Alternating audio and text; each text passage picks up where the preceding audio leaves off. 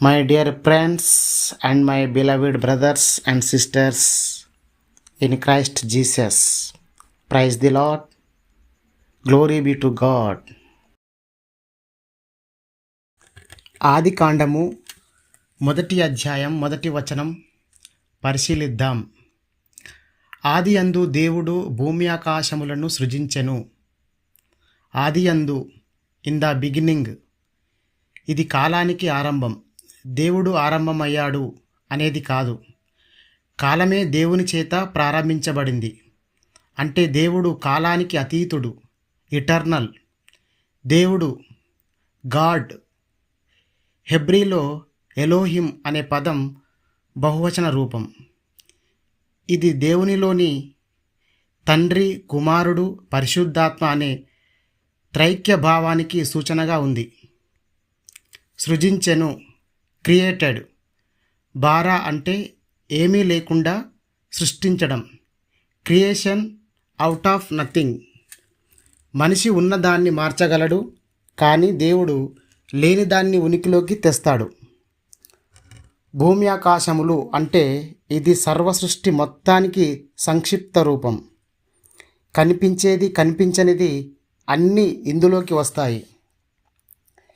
దేవుడు సర్వసృష్టికి మూలకర్త. ఆయనకు ముందు ఏదీ లేదు. ఆయన చేతే అన్నీ వచ్చాయి. యోహాన్ మొదటి అధ్యాయం మొదటి వచనం ఒకసారి పరిశీలిద్దాం. ఆది యందు వాక్యం ఉండెను, వాక్యము దేవుని యొద్ద ఉండెను, వాక్యము దేవుడై ఉండెను. ఇది చాలా లోతైన తాత్విక వాక్యం. ఆది యందు వాక్యం ఉండెను. ఇక్కడ కూడా ఆది అనే పదమే. అంటే సృష్టి మొదలు కాకముందే వాక్యం ఉంది. వాక్యం అంటే సృష్టించబడినది కాదు. వాక్యం, వర్డ్, లోగోస్, గ్రీక్ పదం లోగోస్. దేవుని ఆలోచన, దేవుని సంకల్పం, దేవుని శక్తి, దేవుని స్వయం ప్రకటన. యోహాన్ మొదటి అధ్యాయం 14వ వచనం చదువుదాం. ఆ వాక్యము శరీరధారి అయి కృపాసత్య సంపూర్ణుడుగా మన మధ్య నివసించెను. తండ్రి వలన కలిగిన అద్వితీయ కుమారుని మహిమ వలె మనము ఆయన మహిమను కనుగొంటిమి. యోహాన్ మొదటి అధ్యాయం 14వ వచనం ప్రకారం ఈ వాక్యమే మానవ రూపం దాల్చిన యేసుక్రీస్తు.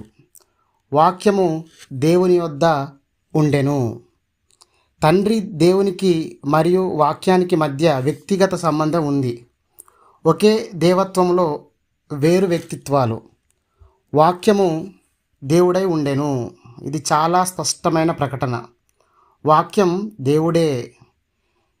యేసు కేవలం ప్రవక్త కాదు, కేవలం బోధకుడు కాదు, దేవత్వ స్వరూపుడు. యోహాన్ మొదటి అధ్యాయం మొదటి వచనం. ఆదియందు వాక్యం ఉండెను, వాక్యము దేవుని యొద్ద ఉండెను, వాక్యము దేవుడై ఉండెను. ఆది కాండం మొదటి అధ్యాయం మొదటి వచనం, యోహాన్ మొదటి అధ్యాయం మొదటి వచనం మధ్య సంబంధం ఇప్పుడు పరిశీలిద్దాం. ఇప్పుడు అసలు లోతైన సంగతికి రండి. ఆది కాండం మొదటి అధ్యాయం మొదటి వచనంలో మనము చూసేది దేవుడు సృష్టించాడు. యోహాన్ మొదటి అధ్యాయం 3వ వచనంలో ఆయన ద్వారా సమస్తమును కలిగెను. అంటే ఆది కాండంలో సృష్టి జరిగినప్పుడు ఆ సృష్టి కార్యం వాక్యమైన క్రీస్తు ద్వారా జరిగిందని యోహాను చెబుతున్నాడు. కొలసీలకు 1వ అధ్యాయం 16-17 వచనాలు పరిశీలిస్తే అందులో ఉన్న విషయము పరిశీలిద్దాం. ఏలయనగా ఆకాశమందున్నవియు భూమి అందున్నవియు దృశ్యమైనవి గాని అదృశ్యమైనవి గాని అవి సింహాసనములైనను ప్రభుత్వములైనను ప్రధానులైనను అధికారములైనను సర్వమును ఆయన యందు సృజింపబడెను. సర్వమును ఆయన ద్వారాను ఆయనను బట్టియు సృజింపబడెను. ఆయన అన్నిటికంటే ముందుగా ఉన్నవాడు. ఆయనే సమస్తమునకు ఆధారభూతుడు. ఆయన ద్వారా సమస్తమును సృష్టించబడెను.